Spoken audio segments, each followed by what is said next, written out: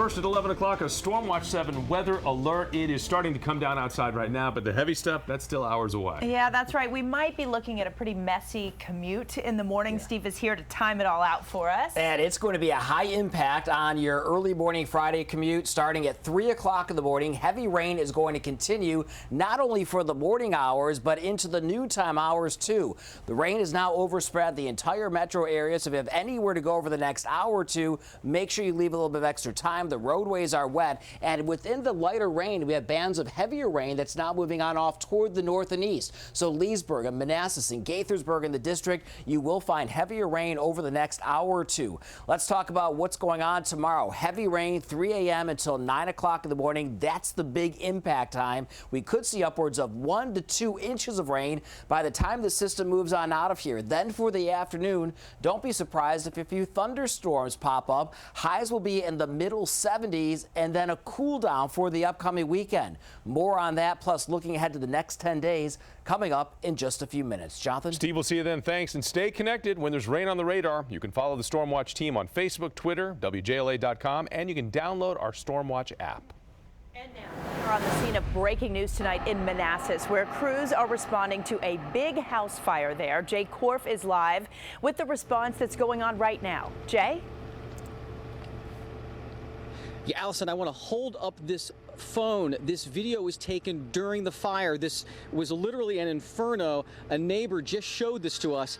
Take a look at this towering inferno here at this fire that occurred at about 7 o'clock. I'm going to hand this back to this nice gentleman, and we're going to zoom in to the house over there. There it is behind you.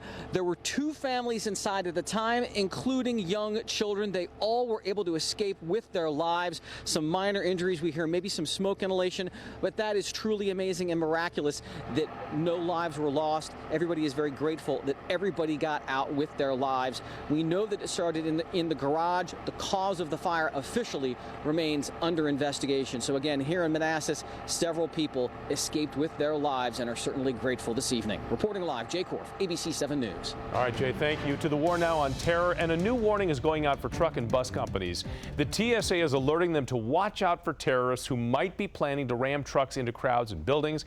There have been 17 ramming attacks all across the world, and in the last just 3 years. Among the deadliest is what you're looking at here, the attack in Nice, France. That killed 80 people during a Bastille Day celebration just last year.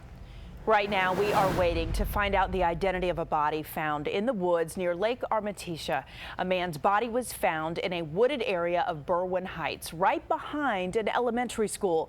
Police say it was foul play. We'll bring you new information on this as soon as we learn it. And new developments right now. A soccer coach arrested out on the field, accused of inappropriately touching a 7-year-old player. And now there's questions whether there might be other victims out there. Tom Rousey's live in Montgomery Village with the investigation that's going on right now. Tom? Yeah, Jonathan, this soccer coach was arrested right on this field behind me yesterday. It was also allegedly on this field where he's accused of doing these things 2 years ago.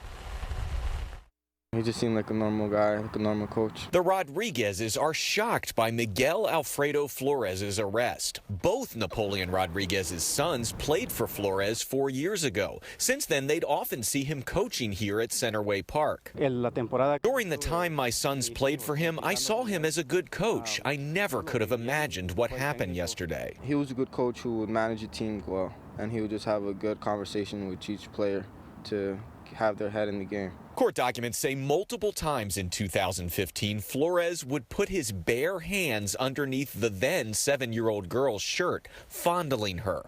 The girl says he'd make sure no one else was looking, telling her it was a secret and not to tell other people. Detectives believe there may be other victims out there. Flores coaches for what translates to the Salvadoran Soccer Academy, a club that has played in the Soccer Association of Montgomery. He's well known in soccer circles. I am sincerely surprised by this news. Now, Flores was coaching here at Centerway Park as recently as last night when he was arrested, but the head of the Soccer Association of Montgomery tells me at the Maryland Soccerplex, where they play their games in Boyd's, he hasn't been a coach since November. Reporting in Montgomery Village, live, I'm Tom Rousey, ABC 7 News. Tom, thanks. This just into the ABC 7 newsroom. Uber is facing a criminal investigation by the Justice Department. They're being accused of using a software tool to help drivers work in areas where Uber hasn't even been approved to operate. Uber not commenting yet. New tonight, the city of Alexandria approved its budget, which comes with a property tax increase close to 6 cents. So that equals out to an increase of about $356 a year. City officials say this money will address years of overcrowded schools, aging buildings, outdated sewers, and the growing bill for Metro. Well, we're watching a big story for the Trump administration. Now it's the Senate's turn to vote on a plan to repeal and replace Obamacare because the House this afternoon approved it today, to both celebration and protest.